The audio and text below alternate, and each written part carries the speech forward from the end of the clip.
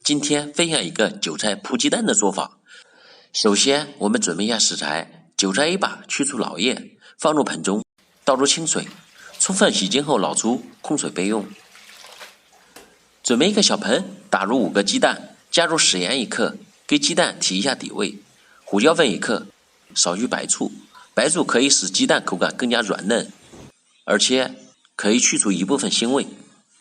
然后把洗净的韭菜切成1厘米长的小段，倒入盛有鸡蛋的盆中，搅拌均匀，使每一片韭菜都裹上蛋液。食材准备好了，下面我们开始烹饪。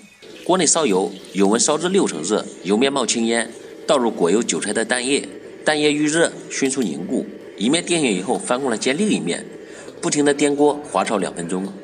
2分钟以后，鸡蛋全部熟透，韭菜断生，轻轻推散以后即可出锅装盘。